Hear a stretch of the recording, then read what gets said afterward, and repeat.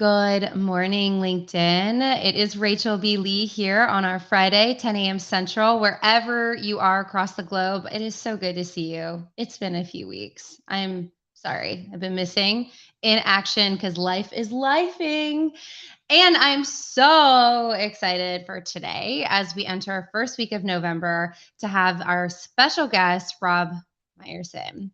I found Rob through one of my other guests, Sasha Strauss, and I knew instantly that Rob had the credibility and the experience to really talk about how brands are built and how do we name them. And I love this topic of naming because it's so often overlooked, sometimes very complicated, and really is quite an expertise, the whole naming function. Obviously, people listen that have no idea what branding even means, Rob. And so we are trying to educate and inspire throughout that process and sort of simplify those big, hairy things. So Rob, first things first, say hello, introduce yourself, a little bit about your background, and what does branding mean to you? Sure. Well, first off, thank you, Rachel, for inviting me on. It's great to be here. It's funny when you introduced me, you said that I could talk about how brands are built. I don't know if you did that on purpose, but that is also the name of my podcast, How Brands Are Built. So you may recognize my voice from that podcast. I'm a brand consultant. I've been doing it for 15 plus years at big agencies, small agencies. I was head of naming and head of brand architecture at HP for a couple of years before starting my own agency that I run now, named Heirloom. And through Heirloom, I continue to work with clients of all sorts, mostly, not mostly, but a lot of B2B technology. I'm based in near Silicon Valley, so that kind of comes with the territory. But I work with consumer brands and small businesses as well. And recently, I have been talking a lot about naming because I've written a book called Brand Naming, and that comes out in about a month. So that's me. And you asked what branding is. It's a question that even you ask all the experts and you'll get different answers, which is probably not great, right? But to me, it's just I guess I have a sort of loose definition. It's the combination of actions or tactics that you might take to create a brand or to maintain a brand that already exists. And I think part of the definition also has to be, what do you mean by brand? And for me, again, I go wide with my definition because I think it can capture a lot of different things. So it's the ideas that sit behind the identity of and the experiences created by an organization. If you're branding a company, it could be a product or a service. Or I know what you talk about a lot is it could even be an individual, whether that person is a celebrity or just an everyday person.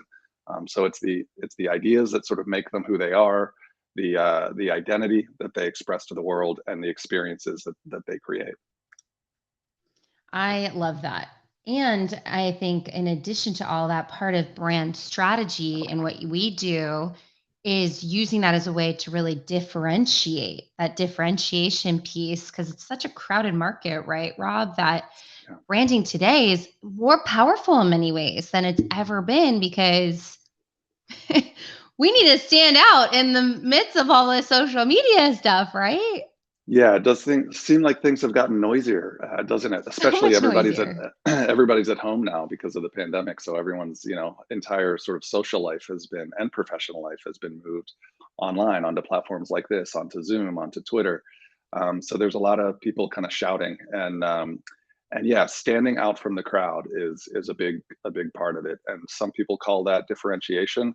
Um, I know that there's kind of a technical debate in the branding world right now about whether we should think more about distinctiveness, which people define as just sort of looking different or looking like yourself. It could be as little as always wearing an orange shirt or being the only brand in the space that has the purple logo. That's a form of standing out, right? And then there's differentiation, which is usually defined as being more sort of meaningful. So in the personal space, that might mean that you have a different kind of philosophy, or you're doing what you do because you have a certain particular belief system or set of ideals or values that you want to pursue. That's more kind of meaningful differentiation. And there's a debate about which is more important. I say, why not do both, really, if you can. To your point, standing out is critical. And so I think any opportunity that you have to kind of get an edge or turn some heads your way can add a lot of value. Yes. Hey, Wes. Hey, Rick. If you are watching right now, we love to know where you're at. Say hello, write those comments in, say what's up. That is fun for us to know who's watching. So, hey, hey, hey. Okay, so let's talk about this a little bit. Hey, Barbara. So, when we are branding, when we were thinking about branding, what is your podcast is how brands are built. So what is that? What are some of the key steps that brands are built? What do you talk about on that podcast and what's sort of the essence of your process? Sure.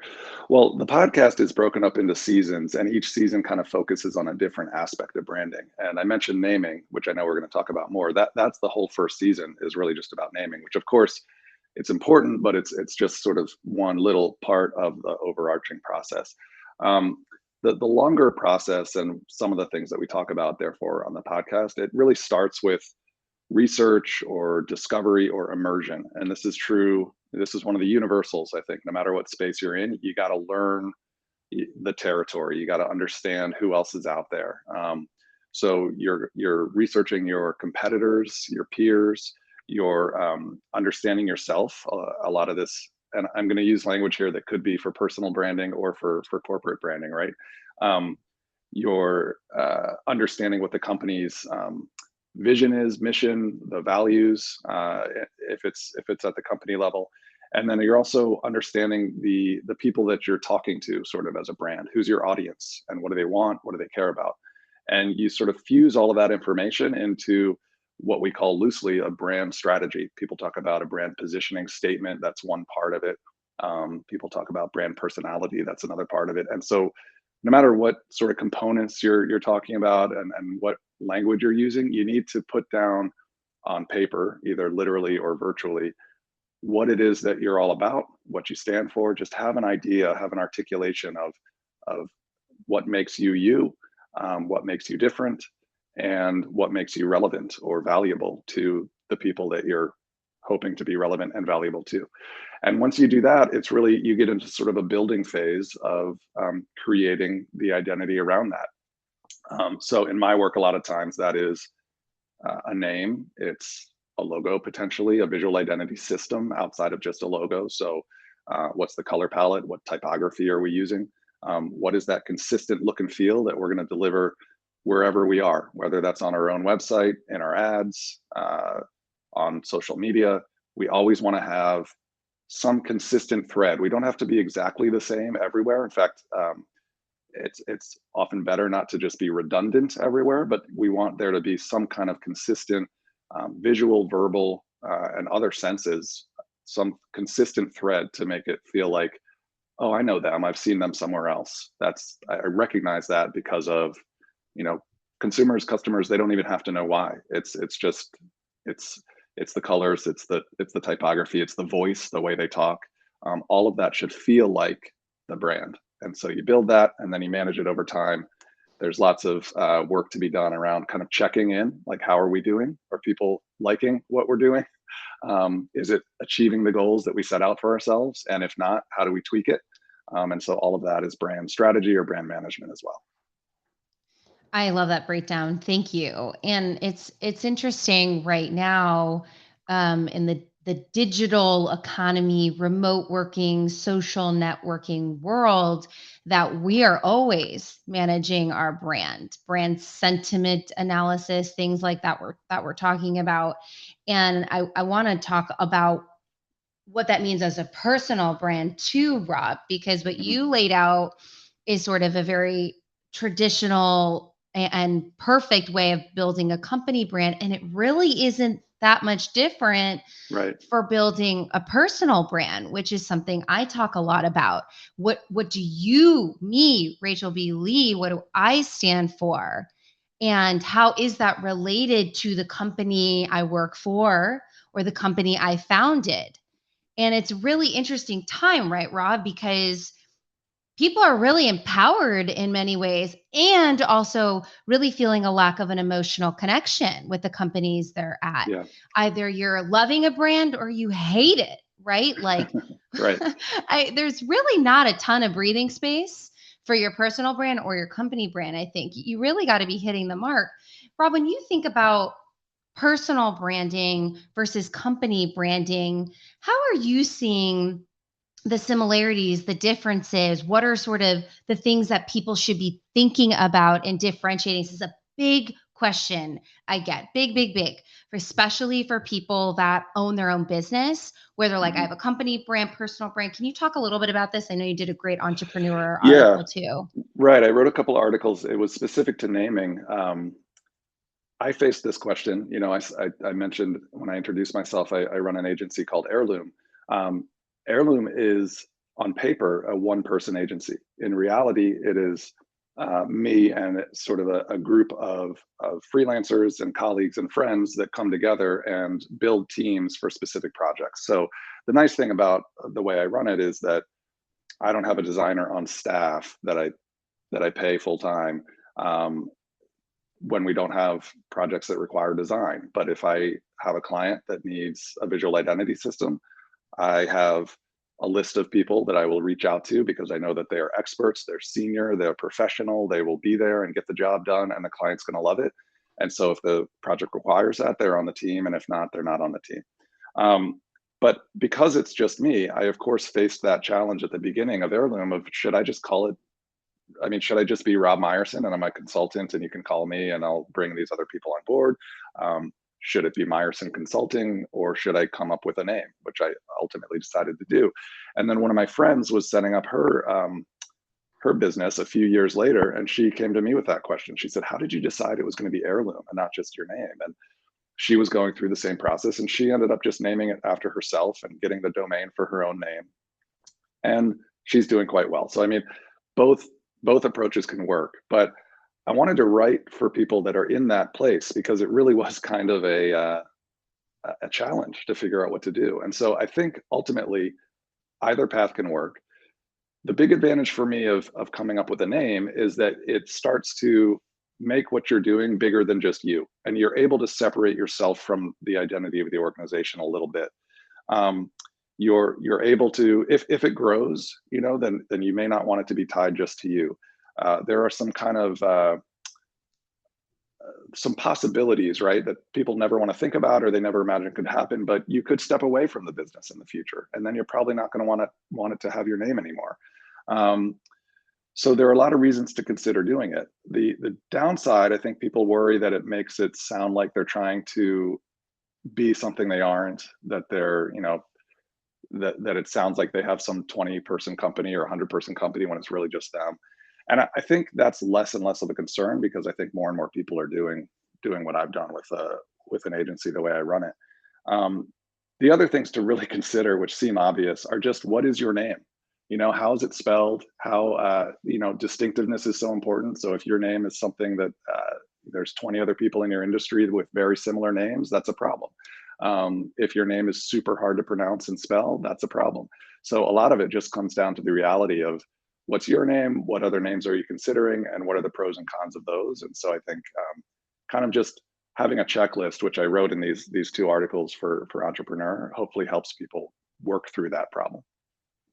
Yeah, I think it's great advice. And it doesn't have to be an and or. Right. No matter what, we know we have a personal brand because we are communicating at home, in our teams, in our circles, in our communities, on LinkedIn. We are always developing our personal brand. So there's always going to be Rachel B. Lee. Now, when I married Josh, I became Lee, Rob. I was Right. Rachel Bronstein, which has its own thing. Its own And unique challenge. it Yeah. has its own thing. And so when I became Rachel Lee, I stole what Josh did, which he has a super basic. Joshua Lee isn't exactly uncommon to your point. And he did Joshua B. Lee to find distinction. And then I was like, I'm stealing that. And Yeah. my middle name is now Bronstein, Rachel Bronstein Lee. So So it works. so it actually, yeah, we do the whole B. Lee thing. We're working on branding for that, Rob. But so I think, I love this conversation because these are really strategic moments as we're building our personal brand, and we're always building that. Then, if you're listening, you have your own business, as you're thinking about, am I rachelblee.com or am I standoutauthority.com or whatever the case is, still, whatever that decision is for you, you're always going to have that Rachel B. Lee. You're always going to have Right. that Rob Meyerson, because you Yeah. always have that LinkedIn profile, right? You have the Instagram handle, you have the Facebook page. We just have this presence, and we get to really think about, how do we show up? How Right. do we show up all the Yeah, time? I think you do have to think about how much work goes into managing a brand, right? If you really want to do it right, because it is a lot of work. And so the one piece of advice I would have is don't spread yourself too thin either. So if you really are a one person operation, um, don't have your agency brand that you have to build and manage and maintain, and then also your personal brand that I mean, yes, you always have your personal brand, whether you want to or not, right? Um, but if you're going to try to build a website about you and have all of this stuff going on and have your own social media profile, social media takes up so much time, as you know. So trying to run your Twitter account and your agency's Twitter account and keep those things different, you have to make some strategic decisions. So, for example, I do actually have a personal Twitter account and one that's more associated with my blog and podcast, How Brands Are Built. But after a while, I had to decide, you know what? I need the Twitter account for the blog and podcast to really just be me. It's just me talking. It's not, some sort of abstract uh, entity talking about the next podcast episode. It's just me having conversations with people online. And so I made my personal account really much more about my personal life and personal tastes and things like that. But I took the blog and podcast Twitter account, and that's just where I do all of my talking about branding and naming and the podcast and everything else. And it feels much more natural. And there's much less sort of doubt in my mind about like, which account should I put this on? Or, how do I manage these two things at once? So you do have to put some careful thought into it. But yeah, no matter what you do, you're always going to have your own brand, so to speak, to worry about. Yes, I love that advice too, is like, this is takes time and effort, and because we live in a social media driven world where we do have a presence, whether we like it or not, and then especially if we own our own business or want to speak or have a podcast, like, you just are inheriting that, whether you like it or not. And we it's really a great point of just being mindful. And I think that's where people kind of go wrong a lot of times, Rob, where they're just like, "Oh, well, let me create an Instagram account. Oh, let me do this. Oh, and like, they Yeah, haven't done the work that you talked about in the beginning of like, yeah, what it's is my identity? it's a lesson I learned the hard way early on with, Always. we were talking earlier about newsletters. So back, this is like this is going to show how old I am, but pre social media age, companies were still putting out email newsletters. And the second you commit to a cadence with something like that, you have put yourself in a position where there's that expectation. You know this from the show that we're on right now, right? Um, and it's okay. I mean, people are people, and it's okay if you skip a few episodes or whatever you have to do. But still, you've kind of set up this expectation, right? And then you want to meet that expectation. So if you put an Instagram account out there, people are going to want to see pictures on it, right? And so just again, yeah, think about your time commitment, where you're going to invest your time, how you're going to kill two birds with one stone where you can. Put something on, recut the same content, and as everybody knows, right, best practice of kind of recutting content, putting it in different places. Um, but yeah, having too many sort of brands out there that are really just you is a recipe for trouble. Yeah, absolutely. Absolutely. Okay, so let's talk a little bit about your book. So, your book is Yeah. called Brand Naming: The Complete Guide to Creating a Name for Your Company, Product, or Service. Why did you create this book? And what can we get out of reading this? So, I interviewed Alina Wheeler on my podcast. She's the author of Designing Brand Identity, which is a great um, reference for anyone in the branding world, especially, well, really from strategist to designer. And I asked her that question, and I'm going to steal her answer. And it was really, this was the book that I wanted to have on my shelf. Um, 10, 15 years ago, when I was just getting into the swing of doing naming work for clients, there was a lot that I didn't know. There were a lot of things I did wrong, a lot of questions that I had that I could. Luckily, I had friends who were more expert than I was that I could ask. But I always wondered, like, why isn't this stuff just written down somewhere? Why are these secrets? Some of them are. I think people protect these as business secrets and think I don't want other people to know how I do this. I think that's a little bit of an old school mindset, and I just felt like, I've learned so much about really just. I mean, I know it's a business jargon, but best practices, right? There are ways to do things that work consistently, and there are pitfalls to avoid that are really things that you will probably do because it's a natural way to think about, oh, naming must work this way, and so you try it and you find out, no, it does not work that way. Um, so I wanted to just jot down all of these best practices, all of these pitfalls to avoid, and so the book is it's almost like a guidebook, like a handbook of just this is how you run a naming assignment, a naming project from start to finish. And I hadn't seen that out there. There are other books about naming, they're great. But a lot of them have a very different focus. They're written for the business person who has one naming job that they'll ever do, right? They're naming their mom and pop store and they just need to figure out, or their restaurant, they just need to figure out what should we call it. And so they read this book and that's great and they're done. This book, my book is really more about getting good at this, right? Getting good at doing naming if you have to do it more than once. So if you work in an agency, if you work on the client side and you're hiring people like me to do naming and you just want to understand what we're doing and how we're doing it and how to kind of evaluate it, it's about all of the ways to come up with names, to get down to the last handful of names that you're going to evaluate, and then to get to that final name, which is often the hardest part. And so, one of the unique things in the book is I talk a lot about how to present names, how to share your name ideas with other people. I don't think I've ever seen that in another book, but there is a way to do it, and there are a lot of ways it can go wrong. And that is often the more critical moment. It's not, people imagine that it's the brainstorm session, right? That the most important part of naming is getting in the room with your colleagues and coming up with the ideas, and you'll find the right idea and you'll be done. It doesn't work like that. You come up with 100 ideas, only one of them can be the idea, and figuring out which one it is the much bigger challenge. And so working through that process, presenting ideas, whether it's internally or to a client, um, helping them drive that decision to the final name, and then securing it and launching it is a huge process. And I wanted to document that in the book. Can you share any examples of, you changed this name to this, a quick example for the audience? Oh, naming work I've done. Yeah. Yeah, yeah, maybe one of your most challenging or favorite or anything like that. I had it's funny. I had a couple of startups come to me a few years ago when I was just setting up Heirloom that had these names that they couldn't live with.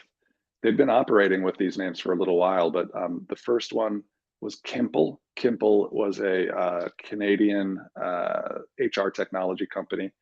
Qimple. Mm. And I met them at an event in San Francisco. They were there because they had won some kind of startup incubator program. They had been selected. So their product was great. Their leadership was great.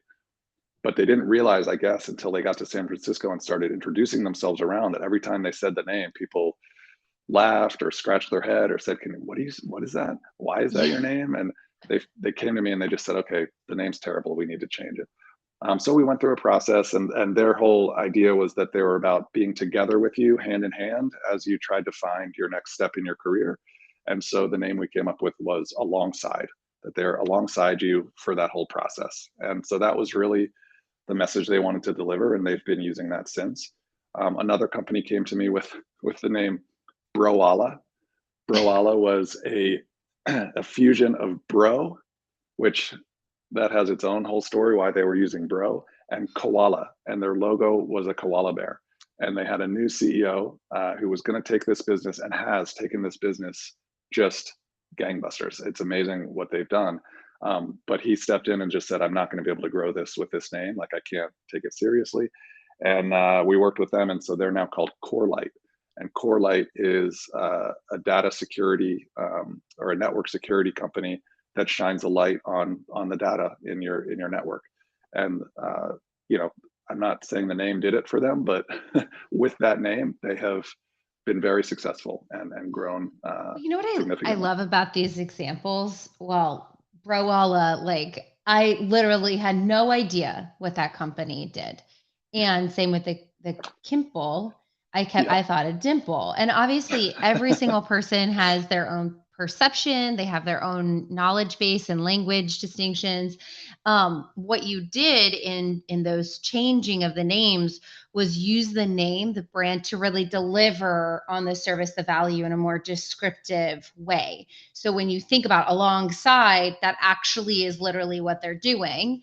And Core Light, that I could like Browall has nothing to me to do with software, yeah, right? And data, and you sort of Core Light it gives me a data processing corporate, and so I think that's something that I learned a lot while working with some of the great branding experts, people at Microsoft, is this idea of being descriptive, mhm, and to, sometimes you can be abstract depending on what your product or service is, but right. many times being more descriptive so it's not confusing Yes, is yeah, is a good strategy. right. Yeah, names don't have to have a story, right? Plenty of successful names.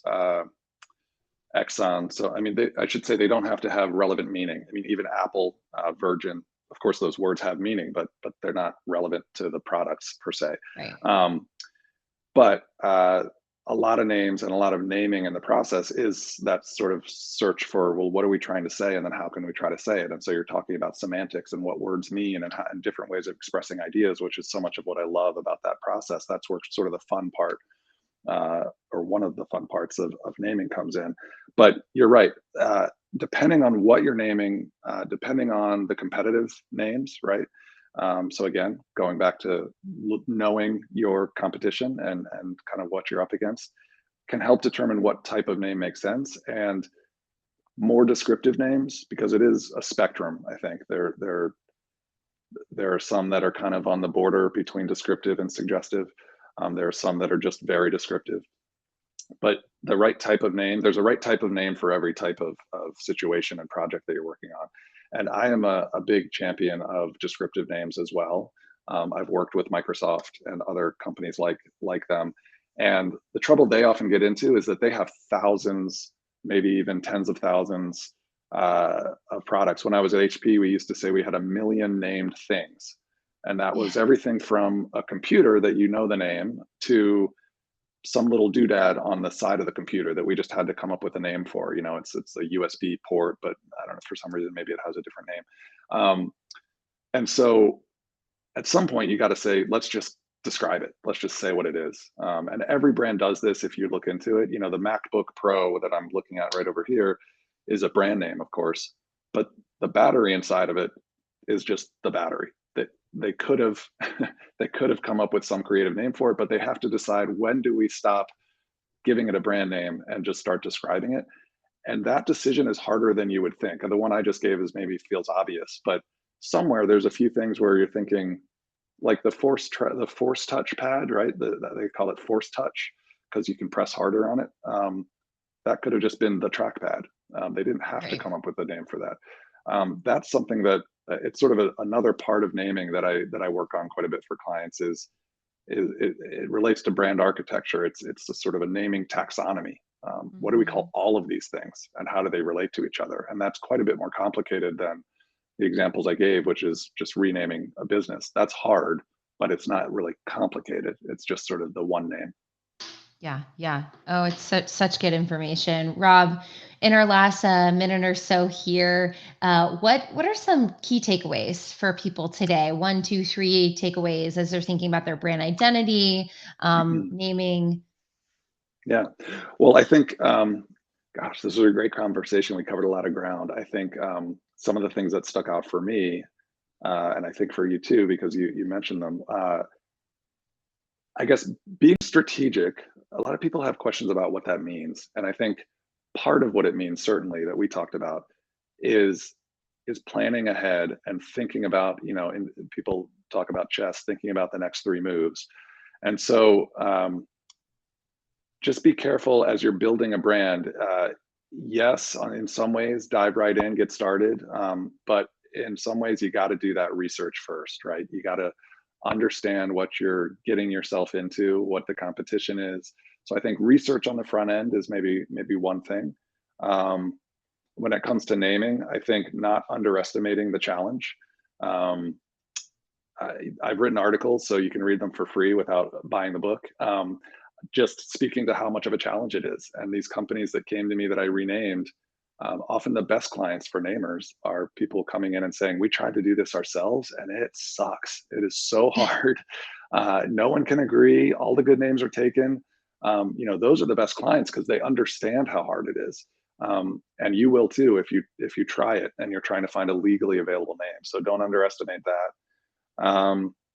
And lastly, I guess it's just the consistency that I mentioned a while ago, just making sure that when you build an identity, whether it's for yourself or for a company or for a product, really think about consistency over time. So you're going to want to have something you can stick with for a long time, and consistency across, we call them touch points, right? Website, social media profiles, in-person relationships. You want there to be some coherence. You want there to be some familiarity, and that's why for a personal brand, it really is important for it to be, I hate the word, but authentic, right? Because you don't want to build a character around yourself that then when people meet you, they're going to be like, that's not real. That's not really who you are. Yeah, And so there does have to be some truth to it as well. absolutely. Oh, perfect. Well, thank you so much, Rob. Your book is ready for pre-order right Yes, now. it's Yes. on Amazon for pre-order. Yep. Okay, beautiful. You can maybe drop the link if you can, and the Yeah. thing later will, if people want to pre-order it. Thank you so much for being here. Really appreciate everybody. Josh and I have our last community call of the year. It is November 16th, and it's fiery. We are going to talk about 10 reasons why you should get off Facebook, Rob.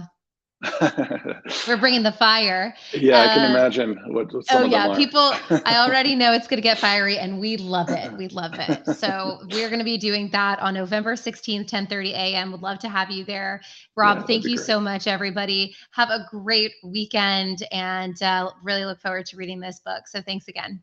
Yeah, thank you. Thanks, everybody.